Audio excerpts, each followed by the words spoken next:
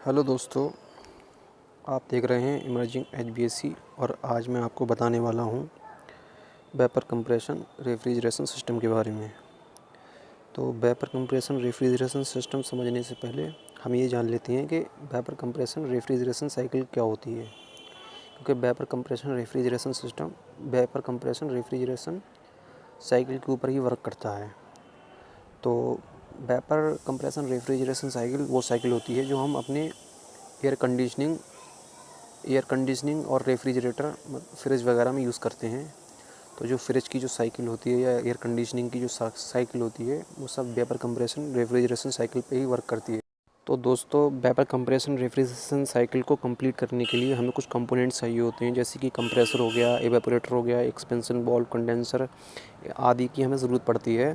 इसके अलावा भी कुछ कंपोनेंट्स होते हैं, लेकिन हमें फ़िलहाल अगर मेजरली हम देखें तो हमें इन्हीं कंपोनेंट की ज़रूरत पड़ती है।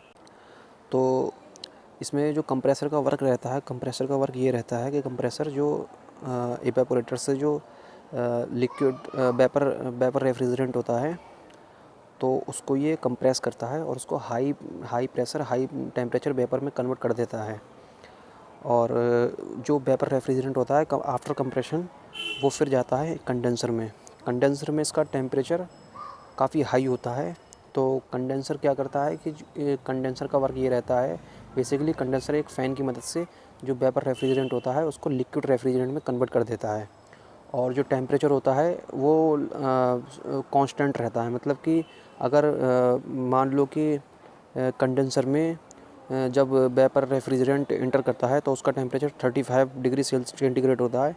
तो उसके बाद अगर मान लो इसको जब फ़ैन की मदद से हम या कूलिंग वाटर की मदद से हम इसे ठंडा करते हैं तो उसके बाद भी इसका जो टेम्परेचर है वो 35 ही रहेगा, लेकिन इसकी जो स्टेट होगी वो चेंज हो जाएगी। जैसे कि ये वेपर में था तो वेपर से ये लिक्विड में आ जाएगा, लेकिन इसका टेम्परेचर सेम रहेगा। तो इस तरह के प्रोसेस को हम कहते हैं लेटेंट हीट रिजेक्शन। तो इसमें लेटेंट हीट इसकी रिजेक्ट होती है। उसके बाद कंडेंसर के बाद जो हमारा लिक्विड रेफ्रिजरेंट होता है उसको हम एक्सपेंशन वाल्व के थ्रू गुजारते हैं। तो एक्सपेंशन वाल्व एक ऐसी डिवाइस होती है जो जो जो लिक्विड रेफ्रिजरेंट होता है उसके टेम्परेचर को और प्रेशर को कम करती है। तो एक्सपेंशन वाल्व में वेपर रेफ्रिजरेंट एंटर करता है और उसके बाद इसका जो टेम्परेचर होता है और जो प्रेशर होता है वो कम हो जाता है, काफ़ी रिड्यूस हो जाता है। तो उसके बाद फिर हम इसे ले जाते हैं एवेपोरेटर में। एवेपोरेटर में हम क्या करते हैं, एवेपोरेटर में हमारी हीट ऐड होती है।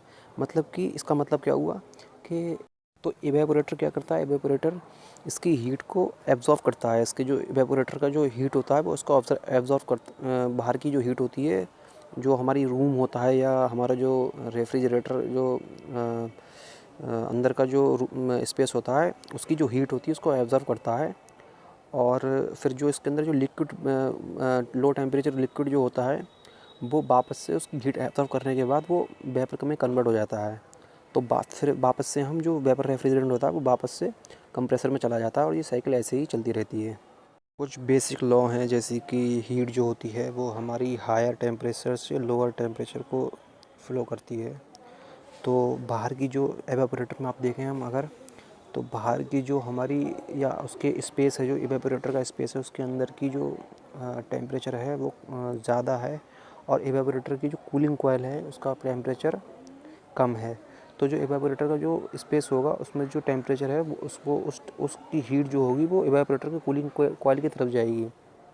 इवेपोरेटर की जो कूलिंग कॉइल में जो लिक्विड रेफ्रिजरेंट है, लो टेम्परेचर लिक्विड रेफ्रिजरेंट है, वो उसकी हीट को एब्जॉर्ब करने के बाद वेपर में कन्वर्ट हो जाएगा और उसमें फिर वो कंप्रेशन में चला जाएगा। तो ऐसे ही ये साइकिल वर्क करती रहती है।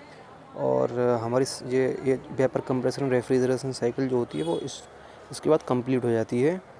और जो ये सिस्टम है इसे वेपर कंप्रेशन रेफ्रिजरेशन सिस्टम कहा जाता है, जो कि हम अपनी ये एसी में और रेफ्रिजरेटर में यूज़ करते हैं।